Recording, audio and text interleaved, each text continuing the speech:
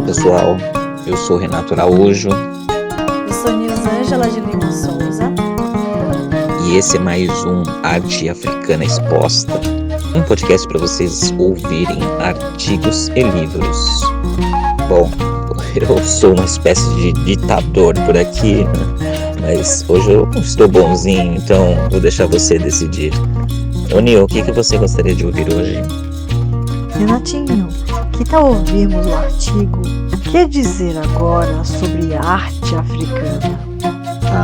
Esse aí é um ótimo artigo da professora Marta Heloísa Leuba Salum. Então vou deixar a cargo dos nossos queridos alunos de arte africana, a carioquíssima Ana e o nosso excelentíssimo Mário. Olá Mário, o que nós temos hoje? Olá! Hoje a gente vai dar uma olhada em como a arte africana e a afro-brasileira apareceram em grandes exposições, sabe? Tanto aqui no Brasil quanto lá fora. E num período bem específico, né? Dos anos 80 até ali por 2010. Isso. É uma época bem marcante, né? Coincide com umas datas importantes, tipo 50 anos de descolonização em vários países da África, 100 anos da abolição aqui no Brasil. Tem um peso histórico. Total. E para guiar essa nossa conversa, a gente está se baseando numa análise bem interessante da Marta Heloísa Leuba Salum, né? Exatamente. A ideia é tentar entender como as curadorias mudaram nesse período, as tretas todas, os debates e principalmente uma tensão que parece que está sempre lá. Como valorizar a estética dessas obras sem apagar ou, sei lá, suavizar demais o legado colonial, entende? Faz todo sentido. Bom, começando pelos anos 80, acho que não dá para não falar daquela exposição Primitivismo, no MoMA, em 84. Foi um marco, né? Para bem ou para mal. Ah, com certeza. Ela meio que colocou a arte tribal, como chamavam, como uma fonte de inspiração para a arte moderna ocidental, Picasso, etc. Mas a crítica foi pesada, né? Muito, porque, assim, usaram essas peças incríveis para validar a vanguarda europeia, mas ignorando totalmente o valor delas em si, o contexto original, o significado que tinham lá.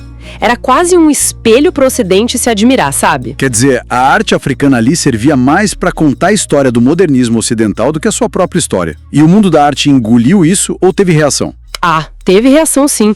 E veio até que rápido. Já no finalzinho dos anos 80, começaram a surgir outras exposições importantes, tipo Magiciens de la Terre, em Paris, 89, e Art Artifact, em Nova York, um pouco antes, 88. Elas foram bem diretas em desafiar essa visão do primitivismo. Como assim? Elas começaram a questionar esse olhar ocidental, sabe? Essa mania de classificar isso aqui é arte, isso aqui é artefato. Tentaram colocar artistas não ocidentais em pé de igualdade. Entendi. E teve mais coisa nessa linha? Teve sim, a Africa Explorers de 91 foi bem importante também. A introdução dela tinha um título forte, Digesting the West, tipo digerindo o Ocidente. Já mostrava uma postura mais crítica, mais consciente da perspectiva africana. Interessante. E aqui no Brasil, como essa conversa estava rolando, a gente teve movimentos nossos também, né? Sem dúvida. E aqui a figura do Emanuel Araújo é central. Ele fez um trabalho, fundamental. A série de exposições dele, né? Isso. A Moon Afro-Brasileira, lá em 88, foi um divisor de águas. Depois veio o Negro de Corpo e Alma, em 2000. Ele batalhou muito para dar visibilidade para os artistas afrodescendentes, para resgatar essa herança africana aqui. E que acabou levando à criação do Museu Afro-Brasil, certo? Exatamente, em 2004. Ele tinha uma reflexão muito boa sobre isso, né? Como a sociedade brasileira consome elementos da cultura negra, música, comida, religião, festa, mas muitas vezes esquece ou invisibiliza quem criou, as origens. É uma contradição bem brasileira mesmo. Pois é, e enquanto o Araújo fazia esse trabalho importantíssimo, a gente também recebia mostras internacionais. Lembra da arte da África? Veio de Berlim para cá ali por 2003, 2004. Lembro, sim. Então, olha que curioso. A exposição em si era incrível, mas a montagem aqui, a exposografia, recebeu críticas. Usaram uma iluminação mais escura, meio misteriosa. E qual foi a crítica? Que isso acabava reforçando um olhar meio exótico, de estranhamento, sabe? Quase colonial. Ia na contramão do que os próprios textos da exposição propunham, que era um debate mais crítico. Isso conecta direto com um ponto que a análise da Salum levanta, né? Sobre o legado colonial e como as exposições lidam ou não lidam com ele. Parece que muitas vezes há um certo descompromisso com essa parte da história. Exato. A análise dela aponta isso. Muitas mostras, às vezes patrocinadas por grandes coleções ou museus ocidentais, adotaram um discurso de interculturalismo. O que, à primeira vista, parece positivo, né? Diálogo entre culturas. Parece, mas aí que tá o pulo do gato, talvez. Essa abordagem, segundo a crítica, pode acabar na prática desvinculando as obras das suas histórias complicadas, sabe? Das relações de poder, do impacto do colonialismo, meio que limpa a barra, entende? Entendo. E tem algum caso que ilustre bem isso? Ah, o Museu de Tervuren, na Bélgica, é quase o exemplo perfeito. O Museu Real da África Central. Aquele que era basicamente um museu sobre a colônia belga no Congo. Esse mesmo. Ele é um símbolo dessa representação colonial. E quando chegou perto dos 50 anos da independência do Congo, eles fizeram exposições lá como Persona. Mas aí surgiu a questão: como mostrar esse acervo, que foi coletado naquele contexto, sem apagar a violência brutal da época do rei Leopoldo II? Uma saia justa e tanto. Totalmente. O museu até fechou para uma reforma gigantesca e rolou um debate enorme se ele conseguiria realmente se descolonizar ou só ia dar uma maquiagem nova no espírito antigo. Teve até um ato simbólico forte: queimaram um marfim ilegal na frente do museu. Nossa, e ao mesmo tempo que tudo isso acontecia, a arte contemporânea feita na África ganhava mais espaço no mundo, né? Sim, muito espaço. A Bienal de Dakar, por exemplo, existe desde 92. Tiveram mega exposições como Africa Remix em 2005, África 100% em 2006. Artistas africanos contemporâneos se consolidando no circuito internacional. Mas mesmo assim as críticas continuaram. Continuaram. Vejam, esses grandes eventos, como o Festival África 95 em Londres, foram criticados por, às vezes, ainda mostrarem uma África meio estereotipada, sabe? Filtrada por um olhar ocidentalizado. E a questão das coleções em si?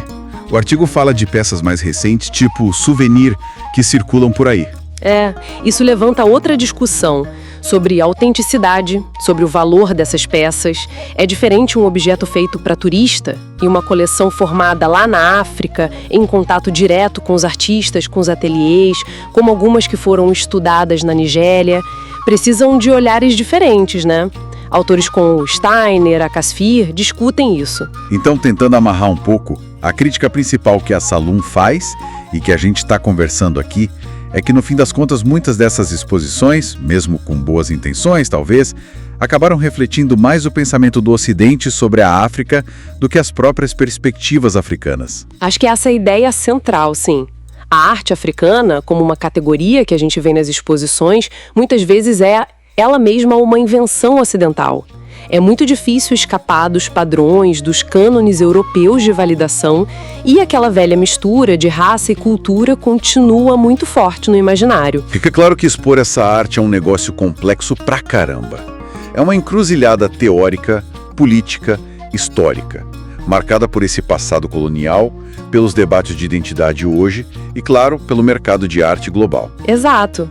O que nos deixa com uma pergunta para pensar, né? A gente sabe que muitos museus aqui no Brasil e no mundo têm acervos africanos que são fruto direto dessa história de poder desigual, de espoliação mesmo. Devolver essas peças é um debate super complexo, tem questões práticas, políticas, a questão de admitir a perda. Sim, não é simples. Como é que a gente pode ressignificar esses acervos que estão aqui, e além de só mostrar pelo lado intercultural ou pelo valor estético formal? Que caminhos a gente tem para que o estudo e a exposição dessas peças aqui possam gerar uma consciência mais crítica dessa nossa história compartilhada, desafiando visões antigas e dando um sentido mais profundo, mais conectado com as origens e as trajetórias dessas obras? Fica a questão. Vocês ouviram? Que dizer agora sobre arte africana? A África nas exposições da virada do século XX para o XXI no Brasil e no exterior, da professora Marta Heloísa Leba Salum, mais conhecida como Lizzie. Publicado originalmente na revista Arte 21, Centro Universitário Belas Artes de São Paulo, edição volume 3, número 3, de 2014. Na descrição abaixo, vocês encontrarão um guia para professores, um quiz com gabarito para alunos e um resumo. Espero que vocês tenham gostado e voltem sempre. Um beijão para vocês.